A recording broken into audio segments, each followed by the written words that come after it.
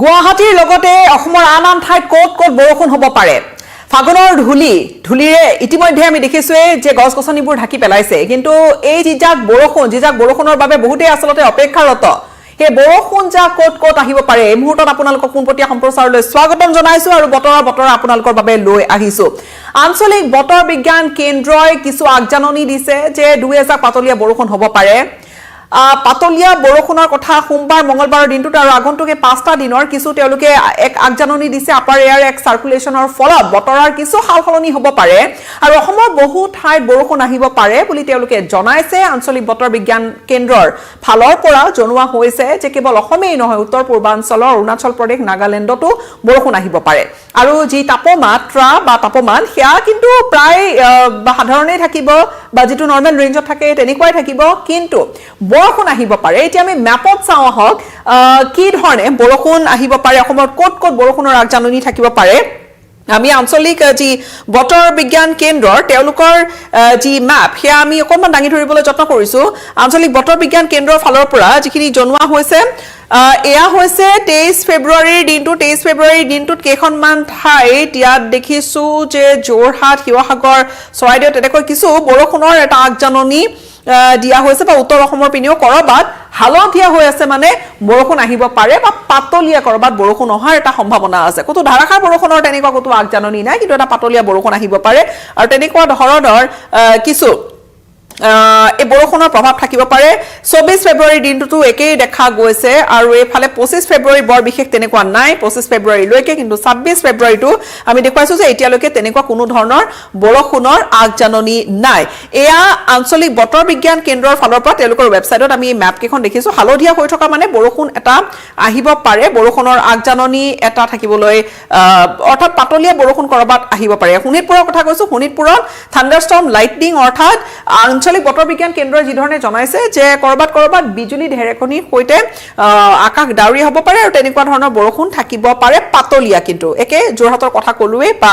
সমান্তৰালকৈ আমি শিৱসাগৰৰ কথা আপোনালোকক কৈছো চৰাইদেউৰ কথাও ইতিমধ্যে আমি কৈছো যে বৰষুণ কৰবাত আহিব পাৰে কিন্তু তাৰ পিছত 24 ফেব্ৰুৱাৰীৰ দিনটো 23 ফেব্ৰুৱাৰীৰ পিছত 24 ফেব্ৰুৱাৰীৰ দিনটোত আমি দেখুৱাবলৈ যত্ন কৰি আছো 24 ফেব্ৰুৱাৰীৰ দিনটোত যদি আপোনালোকক এই মুহূৰ্তত অকনমান ম্যাপখন জুম কৰি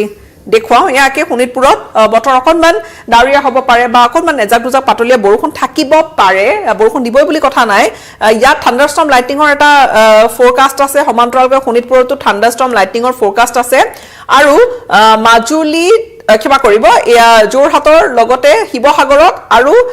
এফালে চৰাইদেউতো সেয়া থান্ডাৰষ্টৰ্ম লাইটনিঙৰ এটা আগজাননী আছে আমি এয়া বতৰ বিজ্ঞান কেন্দ্ৰৰ ফালৰ পৰা যি তেওঁলোকে আপডেট দিয়ে আমি সেইখিনি আপোনালোকক জনাবলৈ চেষ্টা কৰিছো ফৰকাষ্টৰ কিন্তু সমান্তৰালকৈ ৰিজনাল ফৰকাষ্টটো যদি আমি চাও ৰিজনাল অৰ্থাৎ সামগ্ৰিকৰূপে 23 ফেব্ৰুৱাৰী যি অসমৰ উত্তৰ পূৰ্বাঞ্চলৰ বাবে যি ধৰণে আগজাননী দিয়া হৈছে কি আছে ডে 1ৰ কথা অৰ্থাৎ 23 ফেব্ৰুৱাৰীৰ কথা light rain likely to occur at isolated places Arunachal Pradesh Assam Meghalaya আৰু Nagaland আৰু বাকি ঠাইখিনিত অৰ্থাৎ মণিপুৰ মিজোৰাম ত্ৰিপুৰা ড্ৰাই ওয়েদাৰ থাকিব মিনিমাম ম্যাক্সিমাম টেম্পাৰেচাৰ কোনো তেনেকুৱা চেঞ্জেছ নাই ডে 2 অৰ্থাৎ 24 ফেব্ৰুৱাৰীৰ কথা কোৱা হৈছে লাইট ৰেইন পাতলীয়া বৰষুণৰ আগজাননীৰ কথা কোৱা হৈছে isolated প্লেसेस over Arunachal Pradesh Assam Meghalaya dry ওয়েদাৰ থাকিব নাগালেণ্ড মণিপুৰ মিজোৰাম ত্ৰিপুৰা ডে 3 লৈকে আমি চাম ডে 3 লৈকে লাইট ৰেইনৰ কথা কোৱা হৈছে ওভাৰ আইসোলেটেড প্লেसेस অৰ্থাৎ কোনোবা ক্ষম ঠাইত আইসোলেটেড প্লেसेस ওভাৰ অৰুণাচল প্ৰদেশ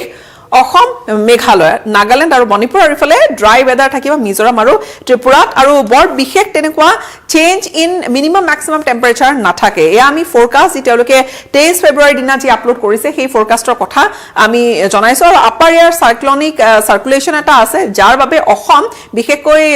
অসম আৰু কেইখনমান উত্তৰ পূবৰ ৰাজ্যক বৰষুণ আনিব পাৰে এজাকমান কিছু বেছি ঠাইত নহয় কিন্তু কিছু ঠাইত আঞ্চলিক বতৰ বিজ্ঞান কেন্দ্ৰৰ ফালৰ পৰা কিছু ভাষ্য তেওঁলোকে আগবঢ়াইছে হে ভাষ্যখিনি আপোনালোকৰ বাবে এই মুহূৰ্তত আগবঢ়াবলৈ বিচাৰিছো नमस्कार आज 23 फरवरी 2026 है सबसे पहले हम बात कर लेते हैं आज सुबह 8:30 बजे समरी ऑफ ऑब्जर्वेशंस की तो अपर एयर साइक्लोनिक सर्कुलेशन एक देखा जा रहा है जो कि सेंट्रल असम और इसके नेबरहुड में है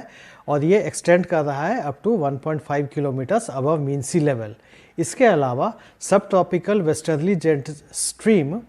with core winds of the order of about 100 knots at 12.6 kilometers above mean sea level continues to prevail over northeast India. अब हम बात करते हैं वेदर फोरकास्ट की। तो डे 1 में हम लोग एक्सपेक्ट कर रहे हैं कि अरुणाचल प्रदेश, असम, मेघालय और नागालैंड के एक या दो स्थानों में लाइट रेन यानी कि हल्की वर्षा होने की संभावना है। इसके अलावा मणिपुर, मिजोरम और त्रिपुरा में वेदर ड्राई रहने की संभावना है। और ओवर द रीजन यानी कि अरुणाचल प्रदेश, असम, मेघालय, नागालैंड, मणिपुर, मिजोरम और त्रिपुरा में जो मैक्सिमम और मिनिमम टेम्परेचर है उसमें कोई लार्ज चेंज नज़र नहीं आ रहा है।